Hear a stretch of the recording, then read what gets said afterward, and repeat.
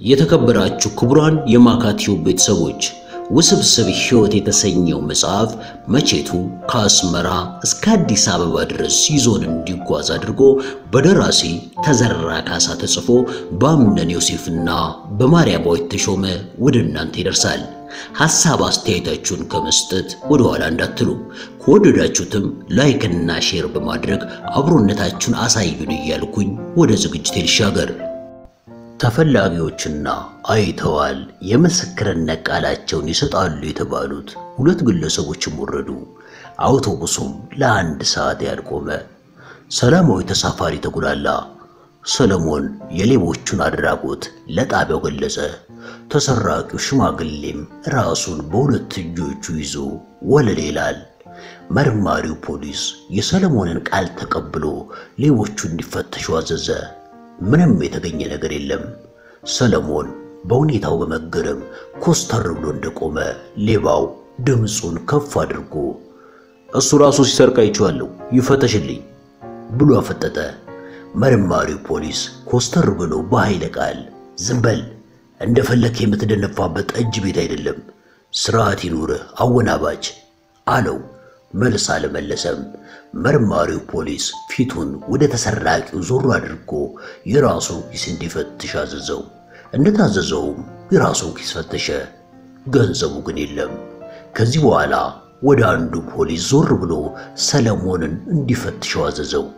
በትዕዛዙ መሰረት ሲፈተሽ ገንዘቡ ኮት ኪስ ውስጥ ተገኘ። መብረቅ የመታው ያህል ክው ብሎ የደነገጠው ሰለሞን ለሰኮንዶች ያህል ዝም ካለ በኋላ መራር ሳቀ።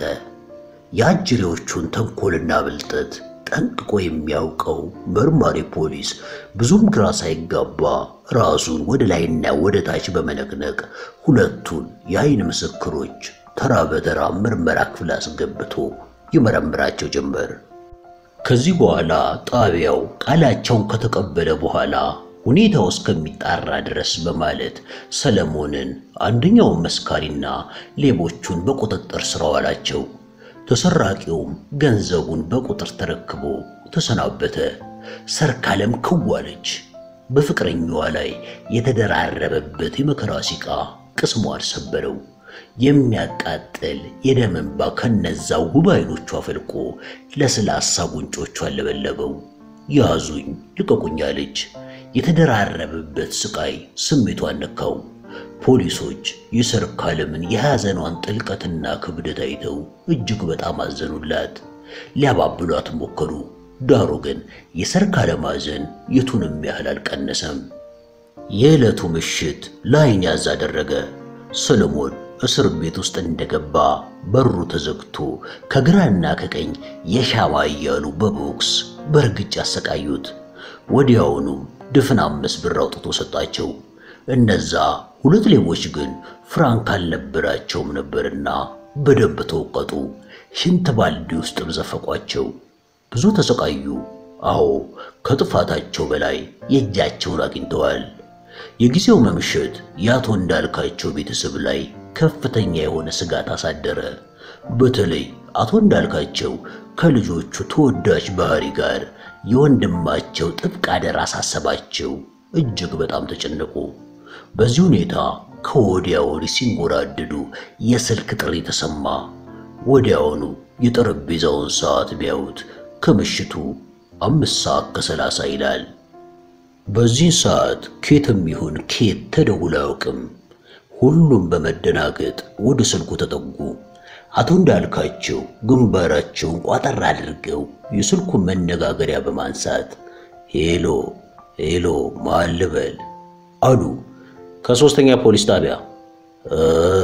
ከሶስተኛ ፖሊስ ጣቢያ አሉ ቃሉን ደግመው በመደናገጥ አይነት። አዎ ከሶስተኛ ፖሊስ ጣቢያ ነው። አቶ እንዳልካቸው አይደሉ እንዴ? አዎ ነኝ።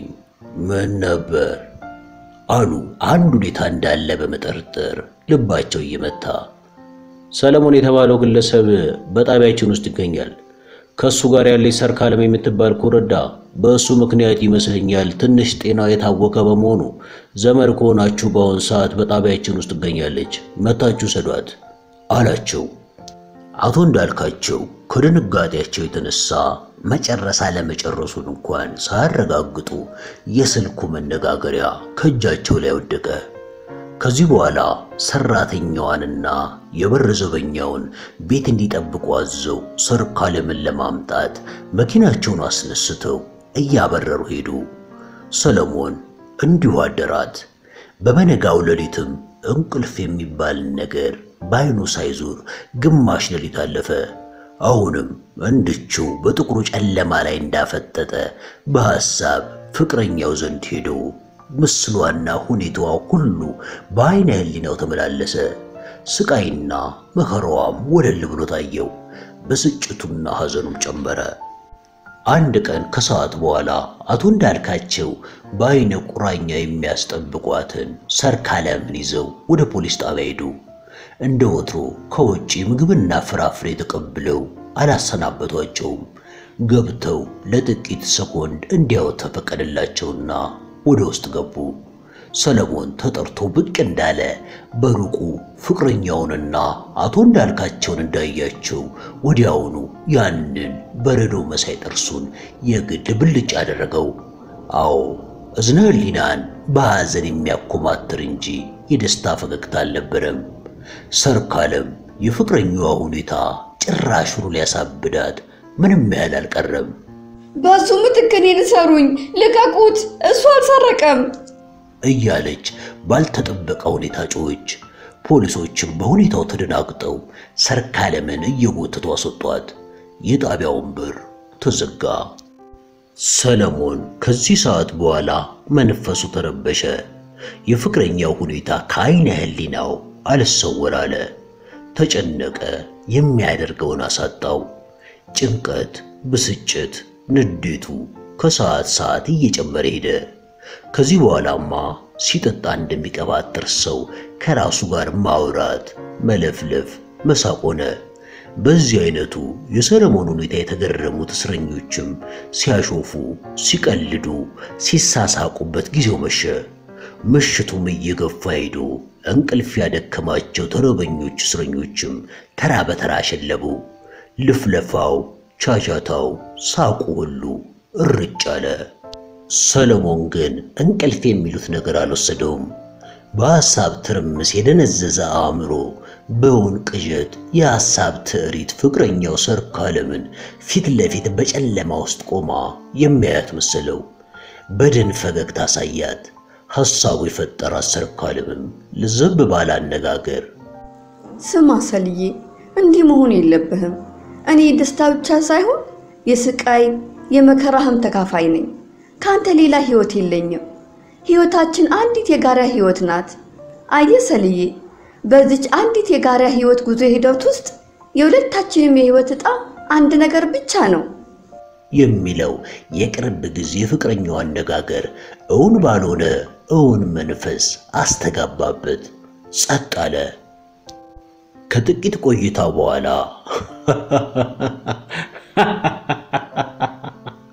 የሚል ደረቅ ሳቅ አሰምቶ ፊቱን እንዳቀጨመ በከራራ አነጋገር ይህም ተስፋ ቢስ ለመከራ የተፈጠረ ባዶ ህይወት ተብሎ የጋራ ህይወት ተባለ።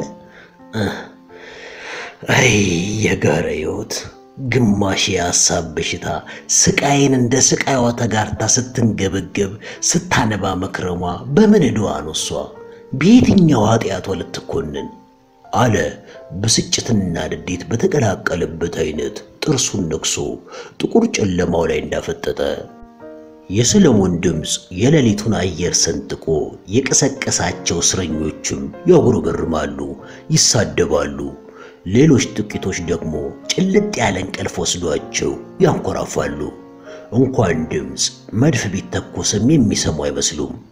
ገና ሳያብድ ቢጩ የሚል የእብደት ቅጽል ስያሜ ያገኘው ሰለሞን የጥቂት ዋልጊዎችን አጉል አባባል የሚሰማ ጆሮ የሚያጠነጥን አእምሮ አልነበረውም። እንደችው ብቻ የሐዘኑ ክብደት የመከራ ስቃዩ ብዛት የፈጠረው የምሬት አነጋገር እንደጋገመው። በዚህ ሁኔታ የተበሳጨው አንድ ጸጉር የተላበሰ ደማም ጠብደል እስረኛ ከተኛበት ብድግ ብሎ ቡጢውን እንደጨበጠ ወደ ሰለሞን መኝታ ሄደ። ይህንን አጋጣሚ የበቀል ክንዳቸውን እንዲያነሱ ያነሳሳቸው የሰለሞን ባላጋሮች ሌቦቹም ሰለሞንን ለማጥቃት ተመካክረው ወደሱ ሄዱ።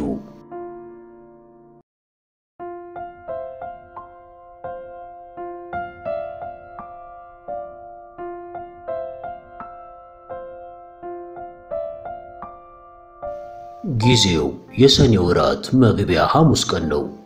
አዲስ አበባ ከተማ ገና ከወዲሁ ጀምሮ በጭጋጋማው የሰኔ ጉም ተሸፍናለች። አልፎ አልፎ የሚነፍሰው ኃይለኛ ነፋስ የሚያስገመግመውን የክረምት ደመና የሚያሳድር ተጻራሪ ኃይል ይመስላል። በዚህ ዕለት ሐሙስ ቀን ሰለሞን ከእስር ቤት ወጣ። የሰለሞን መፈታት ሐዘን ጭንቀቷን የቀነሰላት ፍቅረኛውም በደስታ እንባ የረጠቡ አይኖቿን እያባበሰች ተጠመጠመችበት። እያገላበጠች ስማው እንዳይወጣላትም ፊቱን ያለበሰው ጸጉር ኮሰኮሳት። አቶ እንዳልካቸው በሰለሞን መፈታት ተደስተው ለወንድማቸውም ስልክ በመደወል ደስታቸውን አበሰሩ። በዚህ ዕለት ምሽትም ሰለሞንን ለማስደሰት መጠነኛ ዝግጅት አድርገው የቅርብ ጓደኞቻቸውንና ዘመዶቻቸውን ጠሩ። ሁሉም በተባለው ሰዓት አቅማቸው የቻለውን የደስደስ እያያዙ ገቡ። ከሰዓታት በኋላ እነ ሰርካለም የሚያውቋቸው ሁሉ ሳይጠሩ የደስታቸው ተካፋይ ለመሆን ውድ የሆኑ መጠጦችን እየያዙ መጡ። የአቶ እንዳልካቸው ሰፊ ግቢ ያልቻላቸው ተሽከርካሪዎችም ውጪ ተገተሩ። ቤት ግቢው በሰው ተሞልቶ ትርምስ ሆነ። በእውነቱ ይሄ ያልተጠበቀ ዝግጅት ከአንድ መካከለኛ የደሃ ሰርግ አንሶ የሚታይ አልነበረም።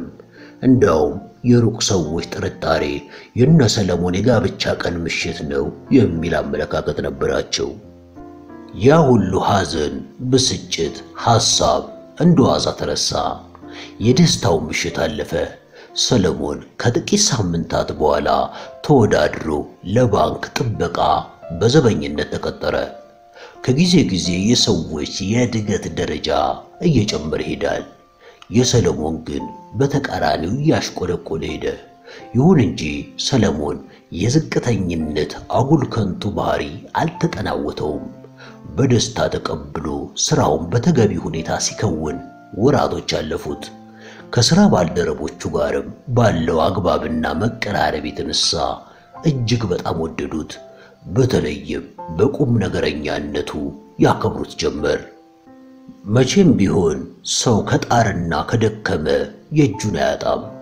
ሰለሞን በዚህ ሥራ ገበታው ላይ 2 ዓመት ያህል እንኳን ሳይሰራ የትምህርት ማስረጃውን አቅርቦ አንድ የጽህፈት ቢሮ ያዘ። ደሞዙም በእጥፍ ጨመረ። የሰው ልጅ ፍላጎት እየጨመረ እንጂ እየቀነሰ ባለመሄዱ ዓለማችን ዛሬ በእንዲህ አይነቱ የረቀቀ የቴክኖሎጂ ደረጃ ላይ እንደ መድረሷ ሁሉ የሰለሞንም የመሻሻልና የእድገት ፍላጎት ጨምሮ ለዲግሪ የሚያበቃውን ነጥብ በመያዝ በመስሪያ ቤቱ ክፍያ አዲስ አበባ ዩኒቨርሲቲ ትምህርቱን ቀጠለ። ጊዜ አልፎ ጊዜ ተተካ። የፍቅረኛሞቹ የኑሮ ሂደት ጉዞ ሰላማዊ ፈር የያዘ መሰለ። ሰለሞንና ሰርካለምም ኑሯቸውን በእናቶ እንዳልካቸው ቤት ሲያደራጁ ቆይተው በስተመጨረሻ ደና የኪራይ ቤት ስላገኙ ሁኔታውን ለእናቶ እንዳልካቸው ቤተሰብ አስረድተው አዲሱ ቤታቸው ገቡ። ፍቅረኛሞቹን የተላመዷቸው የአቶ እንዳልካቸው ቤተሰቦችም በእንባ ሸኟቸው። እነ ሰለሞንም ሆዳቸው እየባባ ከለመዱት ቤት ለቀቁ። አቶ እንዳልካቸው የፍቅረኛሞቹን የተደራጀ ቃጭነው ከአንድ ታማኝ ሰራተኛቸው ጋር አዲሱ ቤት ሄዱ። ቤቱ ከማዘጋጃ በስተጀርባ ከአቡነ ጴጥሮስ ሐውልት ወደ ታች የሚወስደውን አስፋልት ይዞ በስተግራ ወደ ውስጥ የሚያስገባ መንገድ ዳር ነው። የቤቱ አቀማመጥና ጽዳት በአጠቃላይ አያያዙ እጅግ የሚማርክ የመንፈስ ደስታ የሚሰጥ በአበቦች ያሸበረቀ ግቢ ነው። አቶ እንዳልካቸው ገና ግቢውን እንዳዩት ደስ ብሏቸው ሁለቱንም በፈገግታ ጨበጧቸው። ከዚህ በኋላ ብዙም ሳይቆዩ አቶ እንዳልካቸው ከሰለሞን ጋር ተያይዘው ሄዱ። ሰርካለምና ወይዘሮ ተናኘ እንዲሁም ሰራተኛዋ የቤቱን ዕቃ በየመልኩ ደርድረው ቤቱን ካዘጋጁ በኋላ ቡናው ተፈልቶ ዕጣኑ ሰንደሉ ተጫጭሶ ቤት ሸተተ። አቶ እንዳልካቸውና ሰለሞን ለአዲሱ ቤት መግቢያ በግ መጠጡን ጭነው ከተፋሉ። ወዲያውኑም ተፈልቶ የደረሱበትን ቡና ቀማምሰው የተገዛውን ሙክት በር ላይ ጣሉት። ሰለሞን ባረከው። በዚህ ዕለት ምሽት በአዲሱ ቤት ውስጥ ሳቅ ጨዋታ ደርቶ ምግብ ተበልቶ መጠጡን ሲጠጡ እኩለ ሌሊት ተቃረበ። ሁሉም ተለያዩ። ቤቷ ውስጥ ፍቅረኛሞቹና ሰራተኛዋ ብቻ ቀሩ። እኩለ ሌሊት እንዳለፈም ሰራተኛዋም በተሯ በስራ የዛለ ሰውነቷን ለማሳረፍ ተሰናብታቸው ወይዘሮ ተናኘ ቀደም ሲል ወደ መሯት ማረፊያ ክፍሏ ሄደች። ሰርካለም ግቢውንና የቤቱን ዕቃ አደረጃጀት እያየች ከመቼውም የበለጠ ደስታ ተሰምቷት ፍቅረኛዋን በልዩ ፈገግታ አስተዋለችው። ሰለሞን በሰርካለም ፍልቅልቅ ፈገግታ ልቡ ተማርኮ ፈገግ አለ። ኋላም ክንዱን ባንገቷ ላይ አሳልፎ ታሽተው ያልወደቁ ጡቶቿን ይዳስሳቸው ጀመር። ሰርካለም የፍቅረኛዋ እጅ እንዳረፈባት በስሜት ፍቅረኛዋ ላይ ልጥፍ አለችበት። የሰውነቱ ሙቀት የትንፋሽ ወላፈን አሞቃት። የሁለቱም አምሮተ ስሜት አንድ ነገር እንደሚፈልጉ ሁሉ አይኖቻቸውን በማጋጨት አቅበዘበዙት። ውስጣቸው በተቀጣጠለው አምሮተ ስሜት ተርበው አንድ ኃይል ውር አደረጋቸው።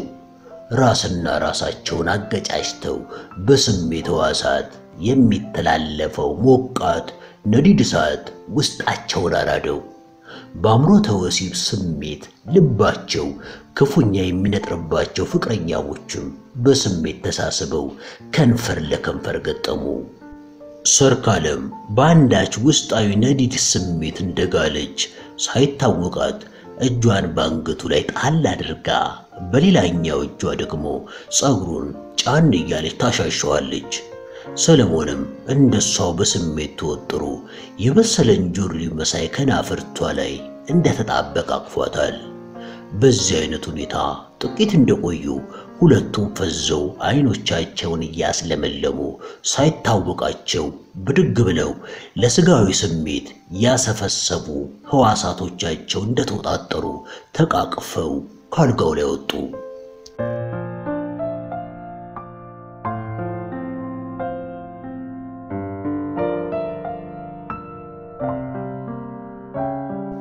የክረምት ወራት አልፎ መስከረም ጠባ። በየአካባቢው ብቅ ብሎ የሚታየው አደይ አበባ ፈክቶ ሲያዩት ደስ ያሰኛል። በዚህ የመስከረም ወራት መግቢያ ላይም በእያንዳንዱ ሰው አእምሮ ውስጥ ተቀርጾ የሚኖረው እንቁጣጣሽ ወይም በዘልማድ አባባል ቅዱስ ዮሐንስ ነው። በዚህ አውደ ዓመት ዕለትም በእያንዳንዱ ቦታ እንደ ልምድ ሆኖ መልክ ያለው ቀይ ዶሮ በውድ ዋጋም ቢሆን ተፈልጎ ይገዛል፣ ይታረዳል። ያለዚያማ ያ የልምዱ መልከኛ ዶሮ ካልተገዛና ደም ካልፈሰሰ ስጋትና ፍራቻ የሚያስከትልብን መንፈሳዊ ህመም ስሜታችንን ያውከዋል፣ እንታመማለን። አሮጌው ዓመት አልፎ በአዲሱ የዘመን መለወጫ ወቅት አማንያን ያለምንም ጥረት ቁጭ ብለው የሚበለጽጉበት የሚሻሻሉበት አዲስ ብርሃን ለውጥ የሚያዩበት ዘመን ይመስላቸዋል። የተጓዳኙ ሌሎች ደግሞ ራሳቸውንና የለውጥ ሂደቱን ህጉን ጠንቅቀው የሚያውቁ በሳሎች ኑሮን ወይም ህይወታቸውን በቅድ መምራት ዘመንና ወቅት እንዲሁም ጊዜ የማይሽረው አቋም ይዛሉ። ሰለሞን የዚህን ዓመት በዓል ለማክበር ሲል ሰው የሚገዛውን ሁሉ ገዛ። ሰርካለምን በበኩሏ ከሰራተኛይቱ ጋር በመሆን የሴቱን ዕቃ አጠናቀቀች። ቄጤማው ተገዝቶ ተጎዝጉዞ ከዚህ በኋላ ፍቅረኛሞቹ ባለፈ ታሪክ ትውስታ እየተዝናኑ በሳቅ በጨዋታ አውደ ዓመቱን አሳለፉ። በዚህ ሁኔታ ዓመት በዓሉ ሳይታወቅ አለፈ። የነ ሰርካለም ፍቅርም ከዕለት ዕለት እየላላ ሳይሆን እንደ ብረት እየጠነከረ ሄደ። አንድ አዘቦት ቀን ነው። ሰለሞን ከስራ እንደወጣ በቀጥታ ወደ ቤቱ ለመሄድ ሲጣደፍ ድንገት መንገድ ላይ አንዲት ባለባበሷ የተሽቀረቀረች ባካይዷ የተለየ ቄንጥ የምታሳይ የበፊቱ መስሪያ ቤቱ የሥራ ባልደረባው የሆነችውን ማርታን ያገኛታል። ማርታ ትዳር ይዛ በሴሰኝነት አመሏ የፈታች ኋላም ወንድ መቀየር የጀመረች ያየችው ሁሉ የሚያምራት ሁሉ አማራሽ ነች። ታዲያ እቹ ሴትዮ የምትፈልገውን ወንድ አጥምዳ ቶሎ በፍቅሯ ቀለበት ውስጥ የማስገባት ተሰጥኦ አላት። ታዲያ ማርታ ጥሎባት ሰለሞንን ትወደዋለች። ሆኖም የፍቅሯ ምርኮኛ ለማድረግ አጋጣሚ ጊዜና ወቅት ባለማግኘቷ ልታጠምደው አልቻለችም ነበር። ዛሬ ግን በእጇ እንደምታስገባው በመተማመን ደስ እያላት ሰሌ ለመሆኑ የጠፋ እዚህ ሀገር አለ አለችው። ጉንጭና ጉንጩን አገላብጣ እየሳመችው።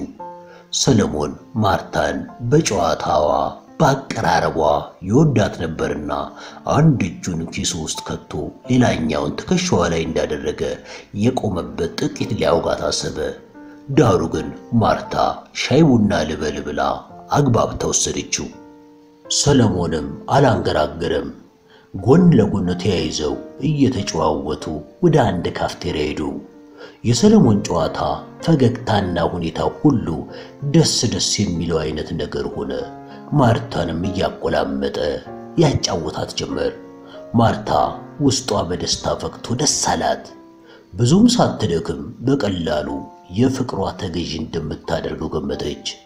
ከዚህ በኋላ ሳትቆይ ፊት እንደምታደርገው መጀመሪያ የወንዶቹን ሁኔታና ፍላጎት ለመሰለል ስለ ፍቅር እያነሳች አንዳንድ ወጎችን ታወጋለች። ኋላም የሁኔታውን አዝማሚያ አይታ የፈለገችውን ሰው በራሷ ፍቅራዊ ቋንቋ በመጠቀም የሷ ፍቅር ተገዥ ታደርገዋለች። ዛሬ ግን ይሄ አቀራረብ አስፈላጊ መስሎ አልታያትም። ምክንያቱም የሰለሞን የተለየ አክብሮት ጨዋታና ፈገግታው በአጠቃላይ ሁኔታውን ስታየው እንደሚፈልጋት አልተጠራጠረችም ነበርና ቀስ በቀስ በፈገግታዋ እያዋዛች የራሷን ስልታዊ የፍቅር ቋንቋ መግለጽ ጀመረች። ሰለሞን የማርታን ሐሳብ ለመረዳት ጊዜ አልወሰደበትም። ሆኖም የጀመረችውን እስከምትጨርስ በዝምታ ሲያዳምጣት ቆይቶ በስተመጨረሻ ራሱን ነቅነቅ በማድረግ በጣም አዝናለሁ ማርቲ፣ እኔ እኮ ባለ ትዳር ነኝ አላት ለዘብ ባለ አነጋገር። ማርታ በሰለሞን መልስ ድንግጥ ብትልም ራሷን አረጋግታ ተው እንጂ ሰሌ፣ አንተ በሷ ብቻ ቆርበሃል እንዴ? እኔንስ ለምን ታሳፍረኛለህ? በጣም እኮ ነው የምወድህ በማለት ስሜቱን ለመፈታተን እጇን ትከሻው ላይ ጣል አድርጋ አይኖቿን እያስለመለመች አስተዋለችው። ሰለሞን ከመቀስፈት እጇን ከትከሻው ላይ አንስቶ ተይ እንጂ ማርታ፣ ምን ማለትሽ ነው? እኔ ጭራሽ አልችልም የምልሽ፣ ልታሳስቺ ነው የምትፈልጊው አላት ቆጣ ብሎ ቁርጥ ያለውን ሐሳብ። ማርታ ይበልጥ ድንግጥ ኩርምታለች። ከዚህ በኋላ ምንም አይነት የማግባቢያ ቃል አልተነፈሰችም። ዝም ብላ ቆየችና ድንግጥ ብድግ ብላ አንተ ምን ፍቅር ይገባሃል በማለት ሰው ጉድ እስኪል እየተቆራጠረች ሄደች።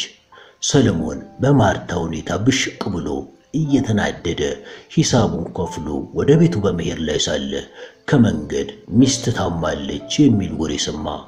ንዴቱ ብሽቀቱ በድንጋጤ ተለውጦ ከሩጫ ባልተለየ ፈጣን እርምጃ ወደ ቤቱ ገሰገሰ። እርግዝናዋ እየገፋ ሄዶ ለወሊድ የተቃረበችው ሰርካለም በጣረ ምት ተጨንቃ ስታመጥ ነበር ፍቅረኛዋ ሰለሞን የደረሰው። ከመቼውም ጊዜ ይበልጥ እንዲህ አይነት ጭንቀት ተጨንቃ ሲያት የመጀመሪያው ጊዜ ነበርና ግራ ገባው። የሚያደርገው መላቅጡ ጠፋው። በዚህ ሁኔታ ከወዲያ ወዲህ ሲንጎራደድ ሰራተኛዋ ወይዘሮ ተናኘንና የጎረቤት ሴቶችን ይዛ ከተፋለች። ግራ የተጋባው ሰለሞን ከቤት ወጥቶ በረንዳው ላይ ትክዝ ብሎ እንደቆመ አቶ እንዳልካቸው መጡ። የሰርካለም ምጥ ቆየባት፣ ተጨነቀች። የምትገላገልበትን ደቂቃና ሰኮንድ በናፍቆት መጠባበቅ ጀመረች። ዳሩ ግን አልተገላገለችውም። ብዙ ተሰቃየች። በዚህ ሁኔታ መጠንቶባት ስታመጥ ጥቂት እንደቆየች አቶ እንዳልካቸው ሆስፒታል ሄዳ መገላገል አለባት በማለት የበኩላቸውን ሐሳብ አቅርበው በአቅራቢያው ወደሚገኘው ሆስፒታል ወሰዷት። ጊዜው የወርሃ ጥቅምት መግቢያ የመጀመሪያው ቀን ምሽት ነው። ሰርካለም የመጀመሪያዋን ሴት ልጅ በአሳር ተገላገለች። ሰለሞን ባለቤቱ በደህና መገላገሏን ሰምቶ ተደሰተ። የተወለደውንም ልጅ አቅፎ ለመሳም ቸኮለ። ከደስታው የተነሳ በመንገድ ያገኛቸውን ጓደኞቹን ሁሉ እየጨበጠ ሲጋብዛቸው አመሸ። ቀናቶች አለፉ። ገደብ የሌለው ጊዜም ወደፊት ገሰገሰ። የሰርካለም ልጅ ኢየሩሳሌም በጥሩ ቤተሰባዊ አስተዳደግ በአካልም በመንፈስም አደገች። በውበቷ በኩል ግን እንከን የማይወጣላት የታዋቂ ሰዓሊ ጥበባዊ ውጤት ትመስላለች። በመልካም ምግባሩና ስነ ስርዓቱ ተወዳጅ የሆነው ሰለሞንም የትምህርት ዘመኑን ጨርሶ ተመረቀ። በዚሁ የሥራ እድገት የደሞዝ ጭማሪ አግኝቶ የተስተካከለ የኑሮ ደረጃ ላይ ሆነ።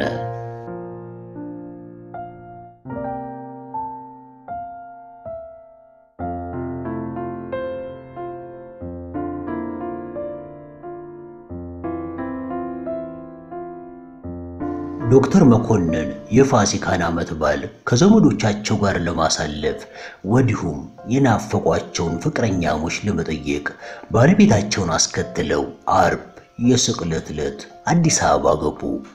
የነ ዶክተር መኮንንን መምጣት ቀደም ብሎ የተነገራቸው አቶ እንዳልካቸው የወንድማቸውን ባለቤትና ወንድማቸውን ተቀብለው በጥሩ አይነት ሁኔታ አስተናገዷቸው። መቼም የሚወደድ ሰው መናፈቁ አይቀርም። ዶክተር መኮንን ወንድማቸው ቤት ብዙም ሳይቆዩ ወደ እነ ሰለሞን ቤት ለመሄድ ተነሱ። ሆኖም አቶ እንዳልካቸው በዛለት ይዘዋቸው እንደማይሄዱ ቆጣ ብለው ነገሯቸው። ዶክተር መኮንን የወንድማቸው ቁርጠኛ አነጋገር እንደማይለወጥ አምነው ሐሳባቸውን ሊያነሱ ሞከሩ። ነገር ግን ናፍቆት ሕሊናቸውን አላስተኛ አላሳርፋላቸው። በዚህ ሁኔታ ስለ ፍቅረኛሞቹ በማሰብ ባለፈ ታሪክ ትውስታ ከወንድማቸው ቤተሰቦች ጋር ሲጨዋወቱ ሌሊቱ ተጋምሶ ሁሉም ተኙ።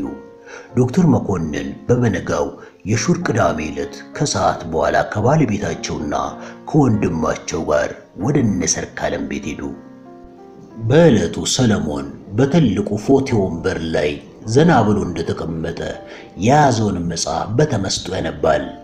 ሰርካለም የሥራ ልብሷን ለብሳ ከሰራተኛዋ ጋር ኩሽና ስትንጎዳጎድ የመኪና ክላክስ ተሰማ።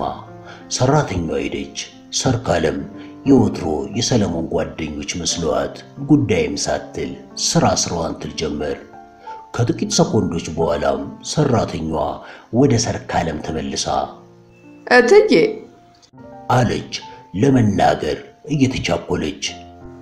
ጌቶችና ወንድማቸው መጥተዋል። ከጋሼ ሰለሞን ጋር ተቃቅፎ እየተሳሳሙ ነው አለች ያንን በንቅሳት የተዋበ ጉራማይሌ ጥርሷን ብልጭ አድርጋ። ሰርካለም ሳታስጨርሳት ሩጣ ሄደች። አገኘቻቸው። አራቱም በናፍቆት ተቃቅፎ ተሳሳሙ። ከዚህ በኋላ ምግቡ መጠጡ ቀርቦ ሳቁ ጨዋታው ደራ። በዚህ ሁኔታ ሲጨዋወቱ እንደቆዩ ወደ ምሽቱ ገደማ አቶ እንዳልካቸው ወንድማቸውንና ሰለሞንን ለመጋበዝ ይዘዋቸው ወጡ። ወይዘሮ አመለወርቅ ባለቤታቸው ዶክተር መኮንን ስለጠረጠሏቸው ይሁን በሌላ ነገር ደስ አላላቸውም። ቅፍፍ ክብድ ብሏቸዋል። ሆዳቸው ይሸበር ይንቀጠቀጥ ጀመር። ይሁን እንጂ ለሰርካለም ስለ ውስጥ ስሜታቸው የነገሯት አንዳችም ነገር አልነበረም። ብቻ የተደሰቱ መስለው ላዩን መጫወት። እናቱ እንዳልካቸው ወደ ፒያሳ ጎራ በማለት ከሲኒማ ኢትዮጵያ በስተጀርባ ከጣይቱ ሆቴል በላይ ከተደረደሩት ተሽከርካሪዎች መካከል መኪናቸውን አቁመው አንድ በሐረግና በጥድ የተከለለ ቡና ቤት ውስጥ ገቡ። ሰው ውጪም ግቢም ግጥም ብሎ ያወካል። ሰራተኞች ከወዲያ ወዲህ እየተሯሯጡ የዘወትር ደንበኞቻቸውንና አዳዲስ እንግዶቻቸውን ያስተናግዳሉ። እናቱ እንዳልካቸው ውጭም ሆነ ግቢ መቀመጫ ለመኖርን አይተው ሊወጡ ሲሉ 3 ሰዎች ከወደ ጥግ ተነሱ። ይህንን ያስተዋለው ሰለሞን ለእናቱ እንዳልካቸው ጠቆማቸው። ሄደው ተቀመጡ። ወዲያውኑም የሚፈልጉት ታዞላቸው መጣ። ዶክተር መኮንን የቀረበላቸውን መጠጥ እየተወነጩ የቡና ቤቱን ውስጣዊ ይዘት በመገረም አስተዋሉ። እውነትም የሰዓሊያኖች ድንቅ ጥበባዊ ሥራ የተከማቸበት ሙዚየም እንጂ ቡና ቤት አይመስልም። ቢሆንም ውበት ሰጥቶታል። አልፎ አልፎ ደግሞ በመድኃኒት የደረቁ እንስሶች ከአንገት በላይና ሙሉ አካላቸውን እንደያዙ ደርቀው በየቦታው ተሰቅለዋል። ዶክተር መኮንን ይህንን ሁሉ በአድናቆት ሲያስተውሉ ቆይተው አይናቸውን ወደ ኮረምቦላ መጫወቻው ክፍል ወርወር አደረጉት። ጎን ለጎን ፈንጠር ብሎ በሚገኘው 2 የኮረምቦላ መጫወቻ ዙሪያ ሰዎች ከበው ይጫወታሉ፣ ይንቻቻሉ። በብዛት የሚሰማው ድምጽ የትግርኛ ተናጋሪዎች ድምጽ ስለነበረ ዶክተር መኮንን አዲስ አበባ ሳይሆን አስመራ ያሉ መሰላቸው። በዚህ ሁኔታ ሲያስተውሉ እንደቆዩ ድንገት አይናቸው ከሰዎች አፍ የሚወጣውን የሲጋራ ጭስ ተከትሎ ኮርኒሱ ላይ ያረፈ። በጥሩ ሁኔታና ዘዴ የተሰራው የጆንያ ኮርኒስ ለኮረምቦላው ክፍል የተለየ ውበት አጎናጽፎታል። አቶ እንዳልካቸው በወንድማቸው ሁኔታ በመገረም ትከሻቸውን መታ አድርገው ጠጣ እንጂ ፎቶ ልታነሳ ነው እንዴ የመጣኸው አሏቸው በቀልድ አይነት ሁኔታ። ዶክተር መኮንን ፈገግ ብለው አየ ግሩም አድርገውታል አሏቸው ወደ ጆንያው ኮርኒስ እያስተዋሉ። ሁሉም አይናቸውን ወደዛ ወርወር አድርገው ፈገግ አሉ። ከዚህ በኋላ ርዕስ ቀይረው እየተጨዋወቱ ሲጠጡ አመሹ። በተደጋጋሚ ከመጠጡ ይጎነጩ የነበሩት አቶ እንዳልካቸው በስካር መንፈስ ከተቀመጡበት ብድግ ብለው ዛሬ የደስታችን ቀን ነው፣ ስንኮመኩም ማምሸት አለብን፣ ሰዓት ላፊ እንደሆነ ያለው አሉ አፋቸውን ያዝ ያደረጋቸው። ዶክተር መኮንን የወንድማቸው ሁኔታ አላመር ብሏቸው የለም አሁን የትም አንሄድም፣ ቀጥታ ወደ ቤታችን መሄድ አለብን ብሎ ተነሱ። ሰለሞንም እሳቸውን ተከትሎ ባወንታ ራሱን ነቀነቀ። ተያይዘው ወጡ። ጊዜው ድንግዝግዝ ብሎ ለዓይን ያዝ አድርጓል። አቶ እንዳልካቸው ወንድማቸውንና ሰለሞንን አስከትለው ፊት ለፊት እየመሩ ወደ መኪናቸው በማዝገም ላይ ሳሉ ድንገት ከአንድ አቅጣጫ በተከታታይ 2 ጥይት ተተኮሰ።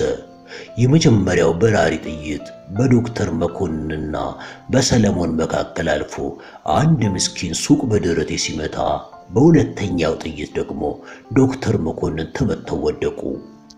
በአካባቢው ትርምስ፣ ጩኸት፣ ዋይታ ድብልቅልቁን አወጣው። ስነ ስርዓት አስከባሪ ፖሊሶችም መሳሪያቸውን እያቀባበሉ ከያሉበት ወጥተው ከወዲያ ወዲህ ተሯሯጡ። ሆኖም የታወቀ አንዳችም ነገር አልነበረም። ፊት ድንጋጤ፣ ኋላ ሐዘን ልቡ ላይ ጦሩን የቸከለበት ሰለሞን ወደ ዶክተር መኮንን በመጠጋት በርከክ ብሎ ደም በመሰሉ አይኖቹ አስተዋላቸው። ዶክተር መኮንን አይኖቻቸውን ወደ ሰለሞን ወርወር በማድረግ ፈገግ ብለው አይዞአችሁ ደህና ነኝ ብለው የጀመሩትን አረፍተ ነገር ሳይጨርሱ ጥርሳቸውን ነክሰው ፊታቸውን በማጨማደድ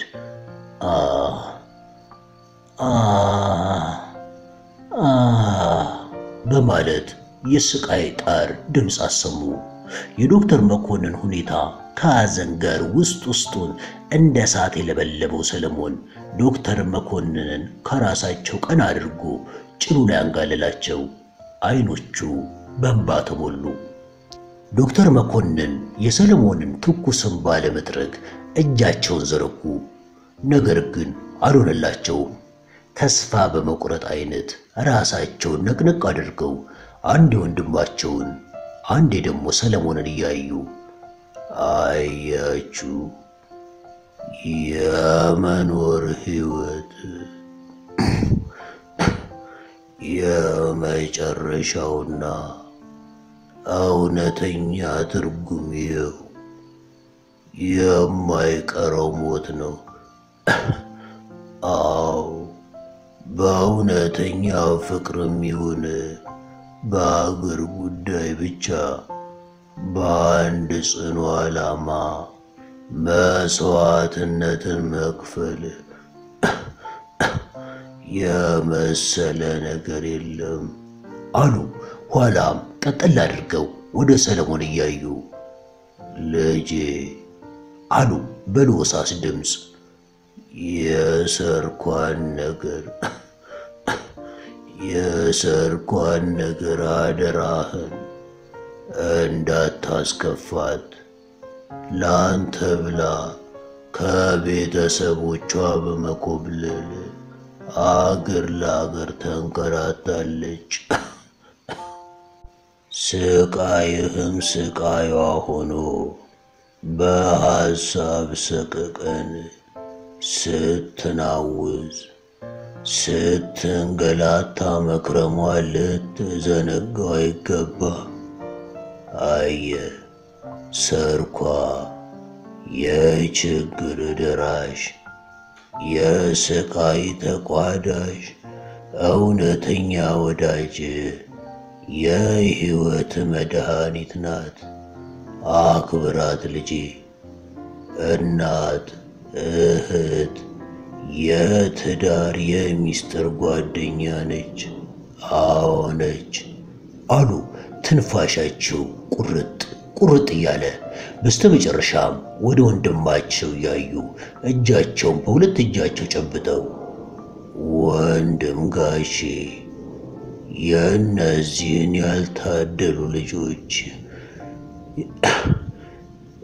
እነዚህን ያልታደሉ ልጆች ነገር አደራ። እኔ እንደሆንኩ በቃኝ፣ ፍሬያቸውን ለማየት አልታደልኩም አሉ በጣም በደከመ ድምፅ። ከዚህ በኋላ ትክ ብሎ ሲያዩአቸው ጥቂት እንደቆዩ በመጨረሻም እስትንፋስ ባለቤቴን አደራ ብለው ሊናገሩ የፈለጉ ሳይጨርሱ ፈገግ እንዳሉ ለመጨረሻ ጊዜ አንቀላፉ። ራሳቸውን ወደ ጎን ዘንበል አለ። ከዚያም ብልጣብልጥ ብለው ዓይኖቻቸው ሽቅብ ወደ ላይ ወጥተው የሰማይን አድማስ በትዝብት የሚያስተውሉ መሰሉ። ወይዘሮ አመለወርቅ እንዲህ አይነቱ አሰቃቂ የባለቤታቸው ሞትን ሲሰሙ ለደቂቃ ራሳቸውን ሳቱ። ከቆይታ በኋላ ራሳቸውን ሲያውቁ የባለቤታቸው ሐዘን ዘልቆ ተሰማቸው። በሐዘን ተመቱ። እነ ሰለሞን ዓመት በዓል ሳይመስላቸው እንዲሁ አለፈ። ቀኖችም በቀኖች ላይ ተደራረቡ። ጊዜውም ወደፊት ሄደ ነጎደ። ለመሆኑ የዶክተር መኮንን ገዳይ ማን ይሆን የሚለው ጥያቄ በፖሊሶች አእምሮ ውስጥ እንደተጉላላ ሰነበተ። ሆኖም ለጊዜው ምንም የተገኘ ጭብጥ የለም። የተዳፈነ ሚስጥር ሆነ።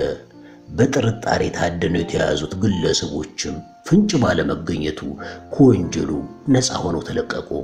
ታዲያ ዶክተር መኮንንና ሱቅ በደረቱን ማን ገደላቸው? ደማቸው ደመ ከልብ ሆኖ ሊቀር ይሆን ወይስ ያደፈጠው ነፍሰ ገዳይ ይደረስበት ይሆን?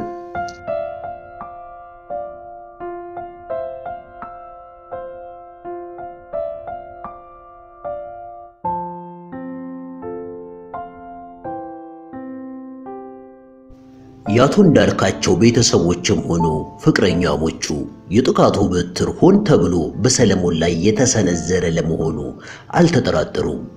የባላጋራቸውን ማንነት በውል ያላወቁት ፍቅረኛሞቹም በስጋት ሰውነታቸው እንደተሸማቀቀ ሳምንቶች አልፈው ወራት ተተካ። የዶክተር መኮንን ገዳይ ግን ጭራሹኑ ሳይታወቅ ቀረ። አንድ አዘቦት ቀን ምሽት ነው። ፍቅረኛሞቹ ከስራ እንደተመለሱ ሙዚቃ ከፍተው ሲጨዋወቱ እንዳመሹ የውጭ በር ተንኳኳ። ሰራተኛዋ በፍጥነት ሄዳ ከፈተችው። የምታውቀው ያቶ እንዳልካቸው ዘበኛ ነው። የሞቀ ሰላምታ ካቀረበችለት በኋላ ለምን እንደመጣ ጠየቀችው። መልስ አልመለሰላትም። ብቻ ሰለሞን መኖሩን ጠይቆ ወደ ውስጥ ገባ።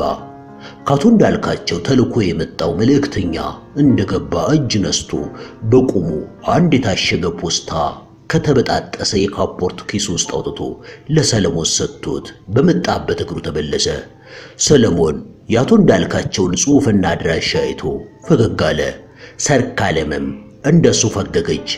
ከዚህ በኋላ ሁለቱም ፖስታውን ከፍተው ራስና ራሳቸውን በማጋጨት ወረቀቱን መካከላቸው አድርገው በጋራ ማንበብ ጀመሩ። የመጀመሪያው የመግቢያ ሰላምታ ከላይ ተጽፏል። ኋላም በአዲስ መስመር ገባ ብሎ እንዲህ ይላል። የሰርካለም ጓደኛ አዜብ ከባለቤቷ ጋር በፈጠረችው ጸብ ምክንያት በጥይት ተመታ በሆስፒታል ውስጥ በነፍስ የምታጣጥር መሆኑን ዛሬ ምሽት ከአስመራ ስልክ ተደውሎላቸዋል በማለት ባጭሩ ይገልጻል። ሰርካለም በድንጋጤ ወረቀቱን ከባለቤቷ ተቀብላ በድጋሚ ያነበበችው። ያው ነው። የሐዘን እንባ ተናነቃት። ፊቷ ሁሉ በአንድ ተለዋወጠ። ድሮ በልጅነት ጊዜያቸው በሰፈር በትምህርት ቤት ያሳለፉትን ሁሉ በትዝታ መነጽር አስተዋለችው። የሩቁ ዘመን ትዝታ በዓይነ ሕሊናዋ ላይ ተመላለሰ። ከልብ የምትወዳት ጓደኛዋ አዜብ ምስልና ባህሪያት ቁልጭ ብሎ ታያት። አላስቻላትም። የልጅነት ጊዜያቸው ትዝታ ፈንቅሏት በአንድ ጊዜ ስርቅታና መንሰቅሰቅ ሆነ። ሰለሞን ግራ ተጋባ። ልቡ ከሷ ጋር ተጨነቀ፣ አባበላት። ሆኖም ሰርካለም ባሰባት። ጭራሽኑ ገነፈለች። ሐዘን ብቻውን ሳይሆን ትዝታና ናፍቆትም ጭምር ጎዳት። ሰለሞን ንጹህ መሐረቡን ከኪሱ አውጥቶ በፍቅረኛው ሁኔታ እንባ ያቆረዘዙ አይኖቿን አባብሶ እሷን ወደ ደረቱ በመለጠፍ እንባዋን እየጠራረገ እንደ ሕፃን ልጅ ያባብላት ጀመር። የሰርካለም የሐዘን ስሜት ግን አልቀነሰም። ሐሳብ ገባት። ፊቷ በሐዘን ክብድ ብሎ ተከዘች። ያ የሙዚቃ ደስታ በሐዘን ተለወጠ። ሰለሞን የባለቤቱን አጠቃላይ ሁኔታ በማጥናት ጓደኛዋን ለመጠየቅ አልፎም ከቤተ ዘመዶቿ ጋር ያላትን ናፍቆት እንድትወጣ ይዟት ለመሄድ ወሰነ። በማግስቱ አስመራ የመሄዱን ጉዳይ መከሩበት፣ ተስማሙ። ይሁን እንጂ ሰርካለም በመሄዱ ብትደሰትም በፍቅረኛዋ ላይ ደርሶ የነበረው አሰቃቂ አደጋ ታወሳት። ተመልሶ የሚደርስበት እየመሰላት መሄዱ ዘገነናት። ሆኖም አልቀሩም። ከመስሪያ ቤቶቻቸው ፍቃድ ወስደው ለመሄድ ዝግጅታቸውን ሁሉ አጠናቀቁ። በሶስተኛው ቀን ጠዋት የመጀመሪያው በረራ አስመራ ነበርና ፍቅረኛሞቹ ልብሳቸውን በሻንጣ እንደያዙ በማለዳ ወደ ቦሌ አውሮፕላን ማረፊያ ተጓዙ። እንደደረሱም ሰዓት እስከሚደርስ ወደ ማረፊያው አዘገሙ። ከደቂቃ በኋላ ሰዓት ደርሶ ሁሉም ወደዛው በመጓዝ እየተፈተሹ የጉዞ ትኬታቸውንና ፓስፖርታቸውን እያሳዩ ገቡ። ፍቅረኛሞቹም ተራቸውን ጠብቀው እንደሌላው በመፈተሽ በአውሮፕላኑ መወጣጫ ላይ ወጡ። ከዚያም በኋላ ሰዎቹን ተከትለው መጋረጃውን እየገላለጡ ወደ ውስጥ ዘለቁ። ውስጡ ደስ ያሰኛል። ግራና ቀኝ እንዲሁም መሃል ላይ ሁለት ሰው የሚያስቀምጡ ዘመናዊ ሶፋዎች በየአቅጣጫው ተያይዘው ይታያሉ። እነ ሰለሞን ሁሉንም ቃኝተው በስተግራ በኩል ጎን ለጎን ተቀመጡ። ከዚህ በኋላ ብዙም አልቆዩ። ወዲያው አስተናጋጇ በድምጽ ማጉያ ልንንቀሳቀስ ጥቂት ደቂቃዎች ስለሚቀሩን ተዘጋጁ የሚል መልእክት እንዳሰማች የሚያውቁ ቶሎ ብለው ከመቀመጫቸው ጋር ተያያዙ የነበረውን ቀበቶ ከወገባቸው ላይ ያሰሩ። ለነገሩ አዲስ የሆኑት ደግሞ ከሌሎቹ እያዩ ያስራሉ። ሰለሞንና ሰርካለም በመገረም ከቀበቶ ጋር ሲታገሉ ካስተናጋጆቹ አንዷ መታ አሳየቻቸው። ሻንጣቸውንም ከበላያቸው ሻንጣ ማስቀመጫው ውስጥ ከተተችው።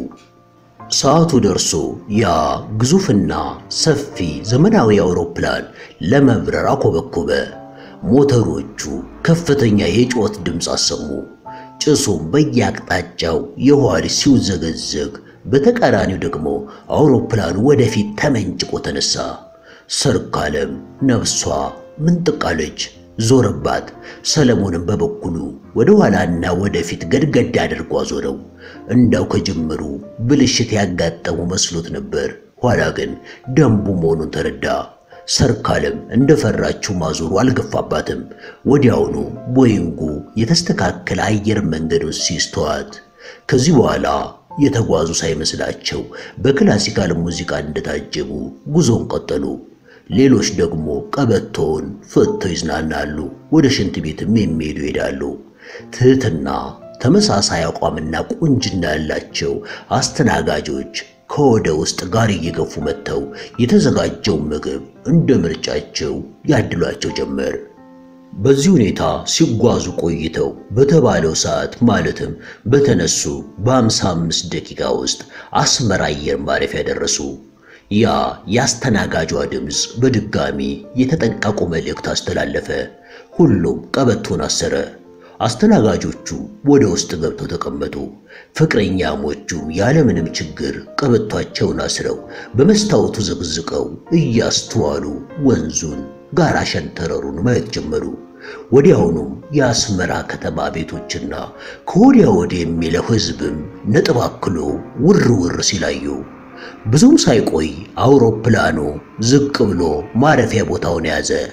አሁንም እንደ በፊቱ ነፍስን ምንጥቅ ያደርግ ነበር። እነ ሰርካለም አስመራ አየር ማረፊያ እንደወረዱ በቀጥታ ሰለሞን ቤተሰቦች ቤት ሄደው ዕቃቸውን ካስቀመጡ በኋላ ጥቂት እንኳን ሳያርፉ ለጥየቃ ወደ ሆስፒታል ሊሄዱ ሲሉ አዜብ በትላንትናው ዕለት ማረፏን ሰሙ። ሰርካለም ድንግጥ ብላ ጮኸች፣ ራሷን ነቀነቀች፣ እንባዋ ፈሰሰ። ከዚህ ዓለም በሞት የተለየችው አዜብም ለምትወዳት ጓደኛዋ ሰርካለም የተወችላት ጥብቅ የጽሑፍ አደራ እንዲህ የሚል ነበር። ሰርክ፣ ለብዙ ዓመታት ተራርቀን እንደተነፋፈቅን ኖረን በመጨረሻም የእግዚአብሔር ትእዛዝ ሆኖ ሳንተያይ እስከ ዘላለሙ ተለያየን። በቃ ሰርክ፣ እኔ ከእንግዲህ ሰው አልሆንም። ብቻ የሚያንገበግበኝ ነገር ቢኖር ከዚያች እርጉም ቀን በኋላ አለመተያየታችን ነው። ሰርክ፣ በይ አሁን እየደካከመኝ ነው። ብዙ ልጽፍልሽ አልቻልኩም። የልጄን የአብርሃምን ነገር አደራ ከልጅሽ አትለይው። በምድር የሰጠውሽን በሰማይ እቀበልሻለሁ። አባቱ እንደሆነ ጨካኝ ነው፣ ለልጁም አይራራ በማለት ጽሑፉን ትደመድማለች። ሰርካለም ወረቀቱን ተቀብላ አንብባ እንደጨረሰች ወረቀቱ ላይ ድፍት በማለት ተንሰቅስቃ እርሟን አወጣች። የጠቅላይ ግዛቱ ፖሊስ ወንጀል ምርመራ ክፍል የሰሞኑን የአዜብን ቃል ሲመረምር ቆይቶ አንድ ጥርጣሬ ውስጥ ገባ። ይሄውም የአዜብ ባለቤት ኢሳያስ ለሥራ ጉዳይ አሰብ ሄዳለሁ ብሎ አስወርቶና ባለቤቱንም ዋሽቶ ለምን አዲስ አበባ ሄደ? ደግሞስ ከዛ ከተመለሰ በኋላ በጓደኛው ጴጥሮስ ላይና በአዜብ ላይ የተለየ ባህሪ ያሳየው የተለዋወጠው ለምንድን ነው? ባለቤቱንና ጓደኛውን ሲገደላቸው ለምንድን ነው የሚለው ጥያቄ ብዙ አወያያቸው። በዚህ ሁኔታ በኢሳያስ ላይ የተሰማራው የጥናት ቡድን ጥብቅ ምርመራውን በሰፊው ቀጠለ። ከዕለት ዕለትም በመርማሪ ፖሊሶች ጥረት ወድቃ የተረገጠችው ዕለት አቅጣጫዋን ይዛ ተጓዘች። ያልተጠበቀው የሚስጥር ጭራ ተያዘ።